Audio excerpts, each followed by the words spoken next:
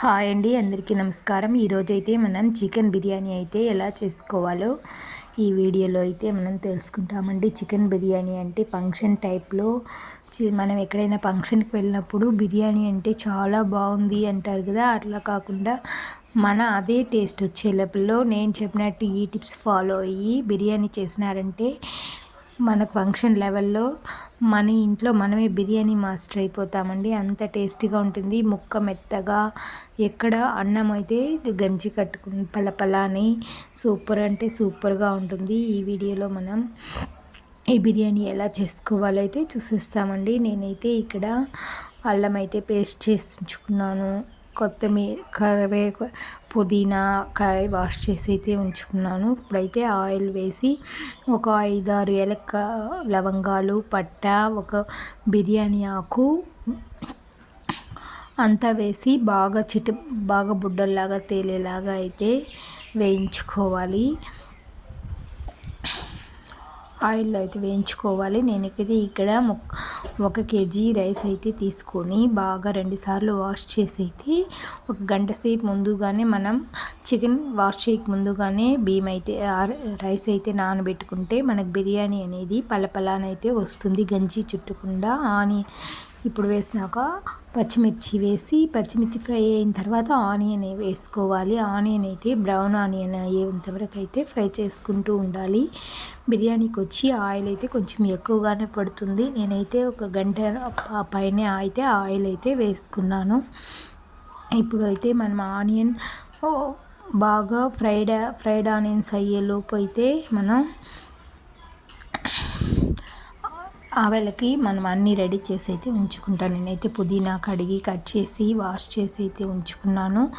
పుదీనా, టమాటాలు అంతా వాష్ చేసి అయితే ఉంచుకోవాలి. ఫ్రైడ్ ఆనియన్స్ అయిన తర్వాత టమాటాలు అయితే వేసుకుని బాగా ఫ్రై అవ్వాలి. టమాటాలు మూత పెట్టి బాగా మెత్తగా అయ్యేలా ఉడికించుకోవాలి. ఉడికించుకున్న తర్వాత టమాటాలను మెత్తగా ఉడికిన తర్వాత 1 స్పూన్ పైనే అల్లం వెల్లుల్లి పేస్ట్ అయితే వేసుకున్నాను. అందులోనే పసుపు, జీలకర్ర పొడి, ధనియాల పొడి, కారపొడి, గరం మసాలా పౌడర్ అయితే కూడా ఇందులోనే వేసుకోవాలి. ఇప్పుడైతే మనం ఆల్రెడీ చికెన్ అయితే 4 టైమ్స్ వాష్ చేసుకొని అందులో ఉప్పు వేసి మనం బిర్యానీ చేసే ముందే 1/2 గంట సేపు అయితే నానబెట్టి ఉంచుకున్నామంటే ముక్క అయితే ఎక్కడ గట్టిగా లేకుండా మెత్తగా స్పైసీగా అయితే ఉడుకుతుంది. ఆల్రెడీ చికెన్లో ఉప్పు వేసి ఉడికించుకున్నాం కాబట్టి మనం ఇప్పుడు టమాటా గుజ్జు తయారైన తర్వాత ఈ చికెన్ని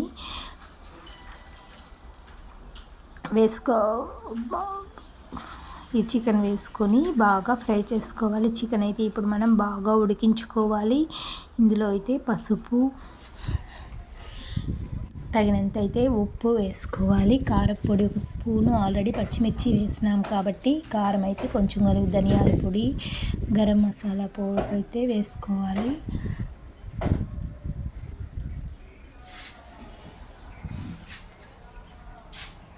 గరం మసాలా, నేనైతే చికెన్ మసాలా కూడా వేసుకున్నాను.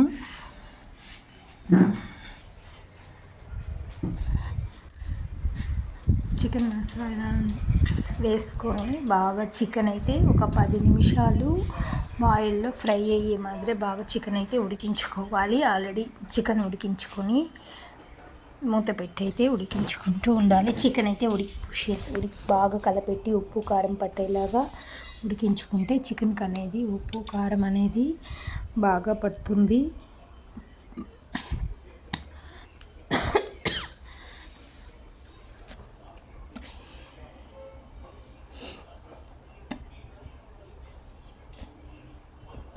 చికెన్కు మసాలా అంతా బాగా పట్టేలాగా అయితే ఉడికించుకున్న తర్వాత మనం నానబెట్టించుకున్న రైస్ ఆల్రెడీ నేను 1 గ్లాసుకి 1.5 గ్లాస్ వాటర్ అయితే వేసుకుంటాను. ఇప్పుడైతే పుదీనా కంపల్సరీ వేసుకోవాలి. కొత్తిమీర కూడా వేసుకుంటే బాగుంటుంది టేస్ట్. ఇప్పుడంతా బాగా చికెన్ ఉడికిపోయింది కాబట్టి ఇందులో నేను పుదీనా కూడా అయితే వేసేసినాను. చికెన్ అయితే బాగా 10 నిమిషాల్లో పైన అయితే ఉడికించుకొని పుదీనా వేసి బాగా కలపెట్టి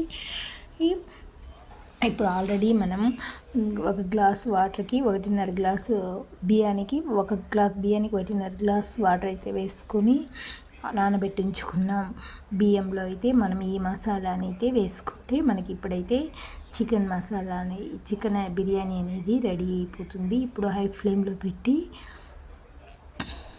మనం ఈ బిర్యానీని ఉడికించుకుంటాము. పొంగు వచ్చిన తర్వాత లో ఫ్లేమ్లో పెట్టి అడుగు అంటకుండా అయితే మనం ఈ చికెన్ని ఉడికించుకోవాలి. ఇప్పుడైతే పొంగు వచ్చింది కాబట్టి మనం స్టవ్ని లో ఫ్లేమ్లో పెట్టుకొని అయితే మెల్లగా ఉడికించుకోవాలి. ఇదేట తిరిగి 15 నిమిషాలు అయితే పడుతుంది. నిదానంగా ఉడికితేనే బాగా కింద అడుగంటకుండా అయితే ఉడుకుతుంది. ఆల్రెడీ మీరు బిర్యానీ చేసేటప్పుడు అయితే ఒక టిప్ చెప్తానండి. అదేంటంటే పెరుగు వేస్తే చాలా అంటే చాలా బాగుంటుంది బిర్యానీ. పెరుగు లేనప్పుడు అట్లా ఇంట్లో లేనప్పుడు అయితే స్కిప్ చేసేయవచ్చు. ఇంకో పక్క అయితే అదే బాణాలిలో ఆయిల్ వేసి ఆల్రెడీ చికెన్ కర్రీకి అయితే అల్లం వెల్లుల్లి పేస్ట్ అయితే వేసుకొని ఉప్పు నీళ్ళలో నానబెట్టుకున్న చికెన్ అయితే వేసుకొని బాగా వేసి అల్లం వెల్లుల్లి పచ్చి వాసన పోయేంతవరకు వేసేసి మనం నానబెట్టుకున్న చికెన్ కూడా వేసేసి ఇప్పుడైతే మనం మిక్సీలో పౌడర్. ఈ వీడియో నచ్చిందా? లైక్ చేయండి, సబ్స్క్రైబ్ చేసుకోండి.